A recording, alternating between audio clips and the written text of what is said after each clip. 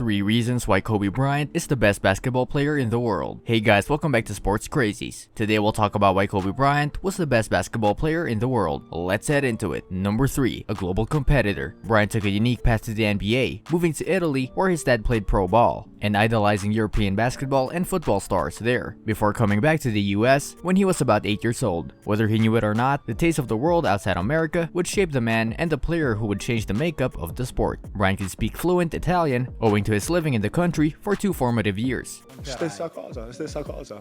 Vado all'officina, lavoro, scrivo. But he famously conducted interviews in Spanish and conversed a little in Slovenian. Sí, un poquito, sí. Sí. Ahora me siento muy relajado, ¿no? Puedo... The story goes that Kobe learned how to speak different languages so he could throw his own trash talk and understand what his opponents were saying on the court. He spoke in Spanish to Pau Gasol during their time together with the LA Lakers to make life easier for his championship teammate and make life harder for their less linguistically flexible opponents.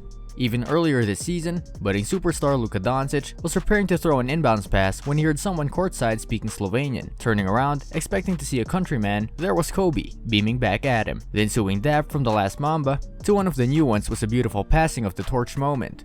Kobe is named after a Japanese steak, seriously, but it was in China that Bryant's international flavor became most evident and important. Kobe was one of the first American NBA players who was big in China, to the point that even when the Redeem team traveled to Beijing for the Olympics in 2008, during his MVP year, "You have had an amazing season.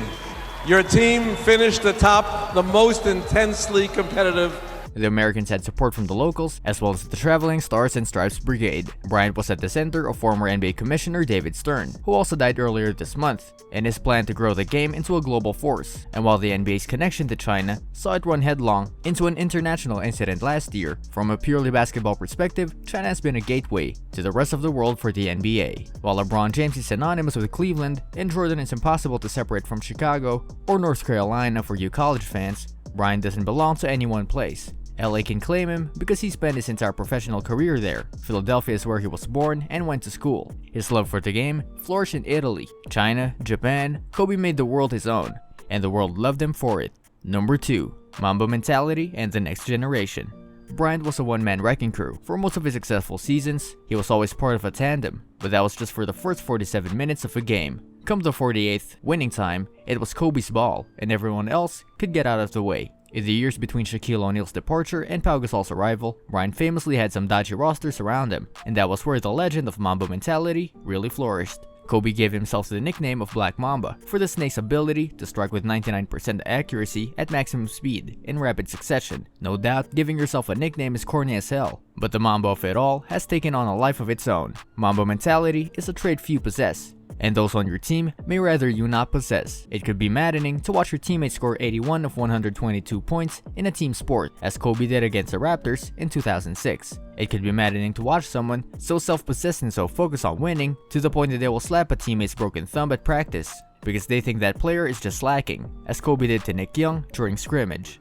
Hell, it might be even exhausting to watch someone take 50 shots to score 60 points, as Kobe did in his last game of his career. But when the result is 5 championships, an MVP, 2 scoring titles, 18 All-Star appearances, 15 All-NBA nods, 12 All-Defense berths, and 4th most points in NBA history, and an unprecedented 2 jerseys retired by one team, it's hard to argue against that sort of single-minded, albeit exhausting, approach. And that's why this generation of NBA stars look to Kobe for inspiration. In a league where so many people are buddies, finding that killer instinct can be tough, but it never was for the Mamba. Doncic, Trae Young, Kyrie Irving, Jason Tatum, they all embody the idea of Mamba mentality. The idea that while they have the ball in the 94 feet between baselines, they are untouchable. And as the next generation uses the league as their playground, Bryant's legacy will never be gone. Number 1, Gigi.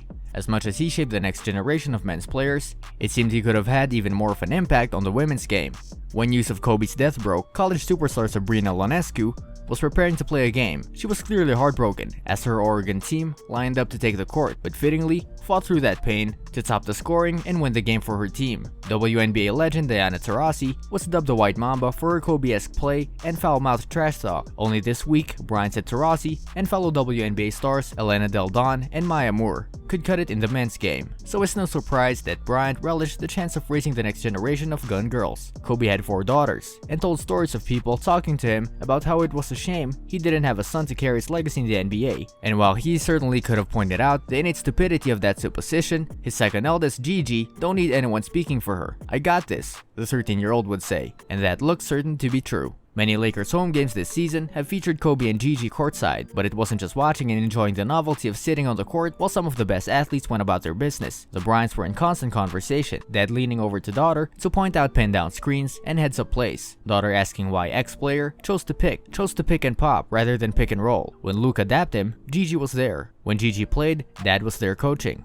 In a simply unfair twist, their inseparable bond made a devastating tragedy that much more incomprehensible, with Gigi never getting to live out her dreams and a squad of 4 sisters turned to 3. As we think about the pain that Vanessa Bryant and her daughters must be experiencing, it can be hard to feel like basketball matters. But basketball mattered to Kobe and Gigi. It brought them closer together, even if it was for nowhere near long enough.